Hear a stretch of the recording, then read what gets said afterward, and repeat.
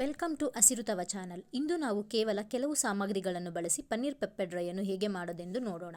ಬೇಕಾಗುವ ಸಾಮಗ್ರಿಗಳು: ತವವನ್ನು ಬಿಸಿಗೆ ಇಡಿ. ತದನಂತರ ಅದಕ್ಕೆ 2 ಸ್ಪೂನ್ ಎಣ್ಣೆಯನ್ನು ಸೇರಿಸಿ. ಎಣ್ಣೆ ಕಾದ ನಂತರ ಅದಕ್ಕೆ ಪನ್ನೀರ್ ಕ್ಯೂಬ್ಸನ್ನು ಹಾಕಿ. ಪನ್ನೀರ್ ಕ್ಯೂಬ್ಸ್ ಕೆಂಪಾಗುವಂತೆ ಫ್ರೈ ಮಾಡಿ.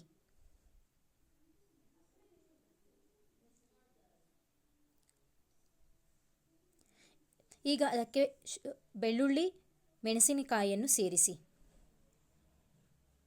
ಕರಿಬೇವನ್ನು ಸೇರಿಸಿ. ರುಚಿಗೆ ತಕ್ಕಷ್ಟು ಉಪ್ಪನ್ನು ಹಾಕಿ. ಹಾಗೆ ಸ್ವಲ್ಪ ಪೆಪ್ಪರನ್ನು ಹಾಕಿ. ಹಾಗೆ ಫ್ರೈ ಮಾಡುತ್ತೀರಿ. ಒಂದು 5 ನಿಮಿಷಗಳ ಕಾಲ ಫ್ರೈ ಮಾಡಿ. ಕ್ಯೂಬ್ಸ್ ಆಗಿ ಕಟ್ ಮಾಡಿದ ಈರುಳ್ಳಿಯನ್ನು ಹಾಕಿ.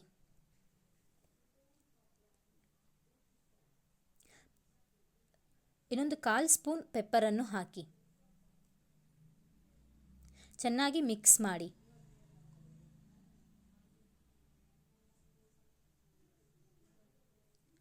ಫೈನಲ್ ಆಗಿ ಕೊತ್ತಂಬರಿ ಸೊಪ್ಪನ್ನು ಹಾಕಿ. ಈಗ ಪನ್ನೀರ್ ಪೆಪ್ಪರ್ ಸವಿಯಲು ಸಿದ್ಧವಿದೆ. ನೀವು ಒಮ್ಮೆ ಟ್ರೈ ಮಾಡಿ ಹೇಗಿದೆ ಎಂದು ಕಮೆಂಟ್ ಸೆಕ್ಷನಲ್ಲಿ ತಿಳಿಸಿ. ಹಾಗೆ ಸಬ್ಸ್ಕ್ರೈಬ್, ಶೇರ್, ಲೈಕ್ ಮಾಡಿ. Thank you.